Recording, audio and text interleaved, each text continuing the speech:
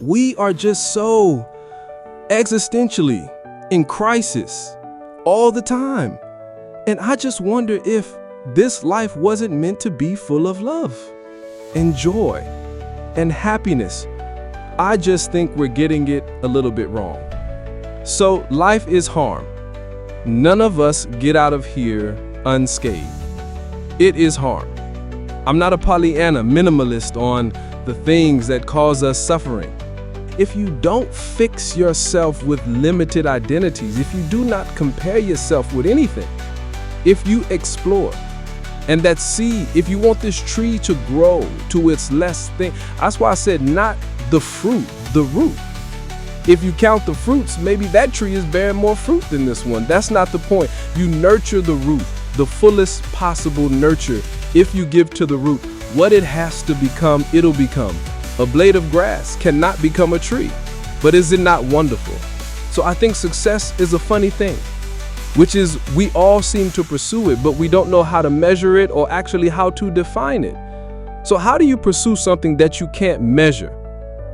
I think we must all stop measuring promotions, salaries, and these things, but rather measure the momentum of your career. Does my career have momentum? Can I see it moving in the right direction? Can I see it gathering moss? Can I see that it's becoming easier for me to keep the momentum? It's becoming easier for me to grow the size of this thing. It's requiring less effort. That's the thing we need to measure. That's the thing that we need to be cognizant of, which is the momentum of our careers, not just the markers that we think define our success. We snap, we react at the drop of a hat just because we're out of balance. People who have a balanced life know how to handle pressure. People whose lives are not balanced sink under pressure. I know from living that if you quit whatever you're trying to accomplish, if you quit, whatever you were trying to accomplish can never happen. There's not even a remote possibility. If you quit, there is no chance of it popping back up again, coming back later. Quitting is guaranteed failure. Only those that can see the invisible can do the impossible. You have to be able to see what doesn't exist in order to be able to pull off or achieve what in most people's minds seems to be impossible. Only those that can see the invisible, being able to see what's not there. What is your vision? What is your idea? What was that God-sent dream? And so whatever the volcano is, you have the capacity to take that volcano on, the capacity to jump in it and find your true identity. Here's another thing that keeps a lot of people from taking on the volcanoes and jumping into the challenges that they're confronted with. The fear of making mistakes or not feeling good enough. Guess what? You're going to make some mistakes. You're going to make a lot of mistakes. Guy said this, and it's true, is that the person who's never made a mistake hasn't done anything. Success and failure are generally slow processes, either slowly building things up or gradually tearing them down. And that's why I say you've got to pay attention. You have to watch. You have to watch every single second, because those seconds, they turn into minutes, and minutes turn into hours, and hours turn into days, and days turn into years. Maybe we are going through something. It doesn't change who I am. What I'm going through does not change who I am. And you're going to make some mistakes. If you want to do something out here, you're going to fall flat on your face.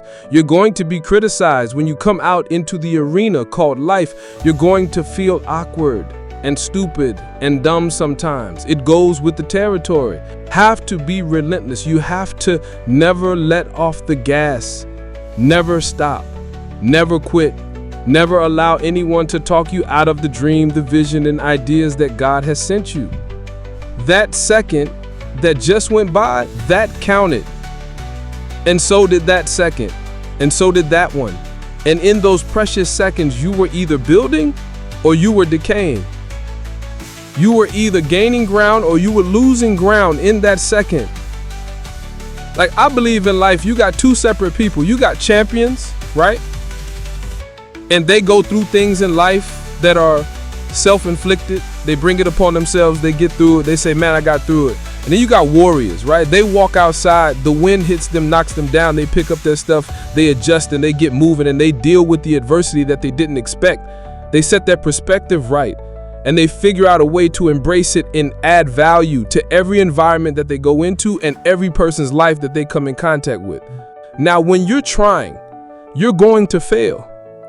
But quitting, just stopping, that was the number one thing I understood. And then number two, you have to make sure that your dreams, your aspirations and goals are so big that not accomplishing them is not an option. God didn't bring you in this world to be average. God didn't bring you in this world to wake up and die one day and just be another person that lived and died and didn't do anything significant in this world. Let me say something. It's very important that you listen to this. Most of you, you're so consumed with everything that's going on in the world. This is the reason you haven't figured out your own life yet. You can never shine trying to sit on someone else's sun. You can never figure out who you are if you're consumed in everything that everybody else is and what they're doing and the moves that they're making. When you are struggling with what to do, who you are, what's your next move, you are in an identity crisis. You are struggling with just who you are. See, you have not discovered who you are in order to move you forward every single day. So you want to get better. You want to self-improve. Stop looking for a shortcut and go find your alarm clock and find your discipline and find your guts and your passion and your drive and find your will. And then you will find your freedom. So a lot of people, if you've never made any major blunders, made some major mistakes, taken some serious risks, you haven't started living yet. You don't call that living, not rocking the boat, going through life quietly, tiptoeing, safely,